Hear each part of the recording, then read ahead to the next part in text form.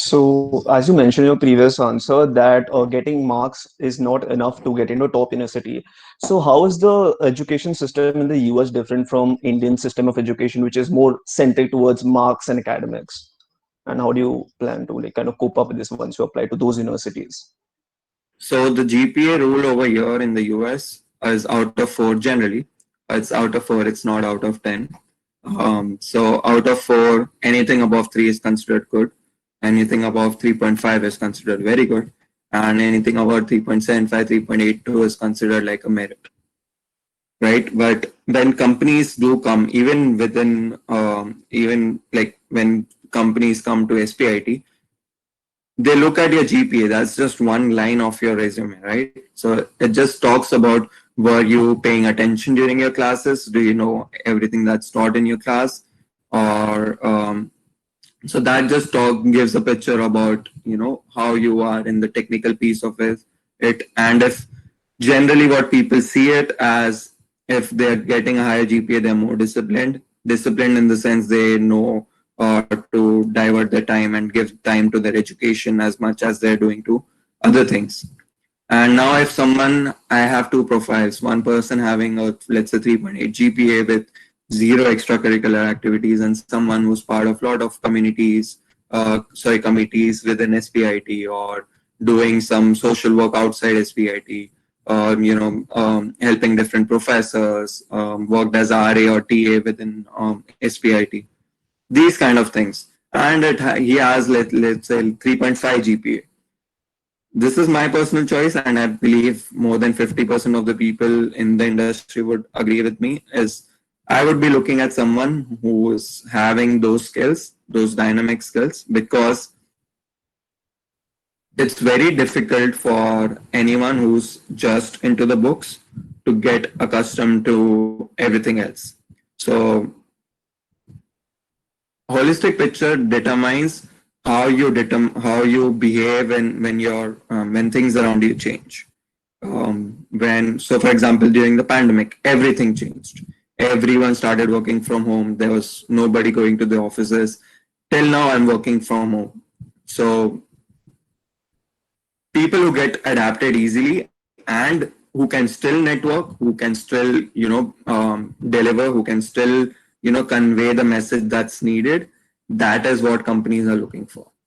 So I think like definitely 110%, I would not deny that education is not important. Getting GPA is not important. Definitely, it's very important. So, for example, at Credit Suisse, when I was in third year, they were only taking top 12 students from each branch for just the first round.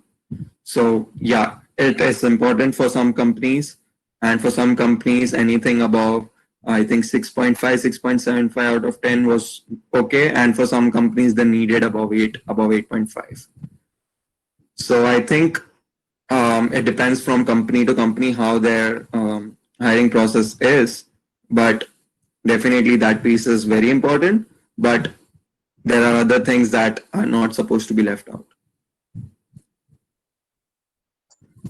Right. So now switching back to finance, a lot of us also want to apply to financial divisions in the financial firms that approach our college. So how important is extracurriculars, and how exactly can we develop the other skill sets that are required in the field or domain of finance?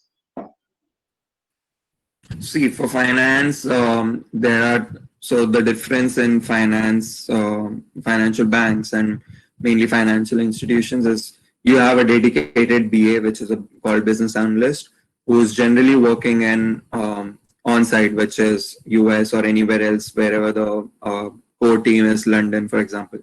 So there are BAs who deal with all the intricacies of what terms are determined, how this is supposed to look, and how we are supposed to, So for example, I was working in one of the teams in Credit Suisse, wherein we had to do something for regulatory reporting. So regulatory reporting is making sure that you're reporting all the transactions that are taking place through Credit Suisse systems. You're not giving anyone benefit and extra discounts, and cutting the market's price. So for example, if I have bought US dollars at 60 INR, and right now the price is 75, everyone is selling at 75, I start selling at 72, everyone will come to me and nobody else will get the business. So this is like called cutting the market. So these kind of things keep happening, and the role of a BA, if you want to get into those lines, they are responsible to understand how it's supposed to be done, what is supposed to be done. The technology piece comes with the engineers, the software team, the data team, or any kind of technology team that sits offshore or even onshore.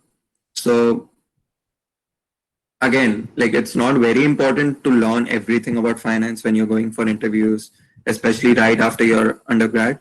But it's very like it's good to know. Like if you know a particular, let's say if you know how to calculate, credit, debit, balance sheets.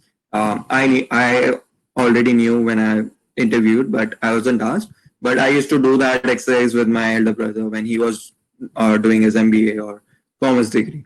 So I knew all of those details, but it's not necessarily that you'll be asked the questions that you prepare for. And I think majority of the people would agree who are working within the banks or financial institutions working with me. I would say 80-90% of them had zero knowledge. They only knew what are stocks, what are equities, what's assets, liabilities, equities, what do banks usually do, what are the main pillars within each bank, like the bank you're interviewing for.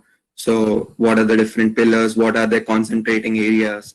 Where are they investing more money? If you know these details are more important for any company than knowing the finance or the domain piece of it.